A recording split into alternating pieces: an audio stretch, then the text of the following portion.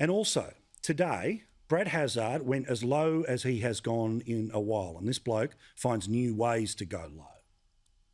Today, he decided to put a little message out there today that this channel, and by inference, every one of its presenters, including me, have not done an adequate job of telling you of the benefits of vaccination.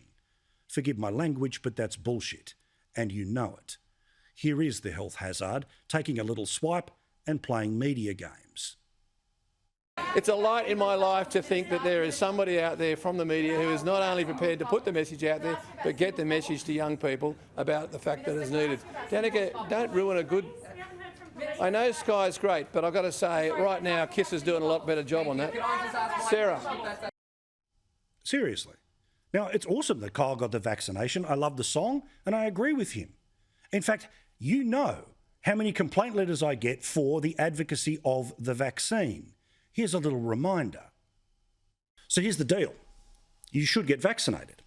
You know that I support vaccination, and it annoys some people that are watching, but too bad, I do. I believe that when you get your chance to have the vaccine, you should have the vaccine. You and I are ever popular with parts of the audience when we say you should get vaccinated, but you should get vaccinated. Now, I'm a strong supporter of the vaccine. I want people to have the vaccine. I know that annoys some people, but sorry, that's my view, okay? So feel free not to push that sort of misinformation around. But he doesn't care. Because as you saw in his frustration, he was frustrated that people were interrupting his soundbite. This bloke is a danger because this bloke's ego is out of control. This bloke's very own community has 0 mystery cases, yet can't go to school and can't go to work. Again, you want to talk about sorry right now? Well, have a look at this. In Greater Sydney, there are 35 council areas. 14 of the 35 have 4 or fewer mystery cases. 4 have just 1 mystery case, and there are 12 local government areas in Greater Sydney with none. Their kids can't go to school. They can't go to work. So let's think about this. Tonight, while they push for the sorries to play politics, hundreds of thousands of people cannot go to work despite the fact there are 0 cases where they live. There is no more money from the New South Wales government a full week after they decided to extend lockdown, yet offered small businesses a small amount of money that they were allowed to supplement by going to work.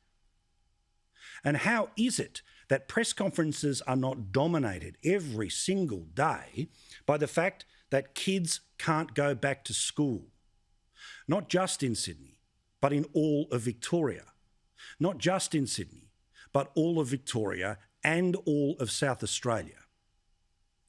This week we learned from the Kids Helpline that there are kids literally in lockdown right now who are calling for help because they are being abused.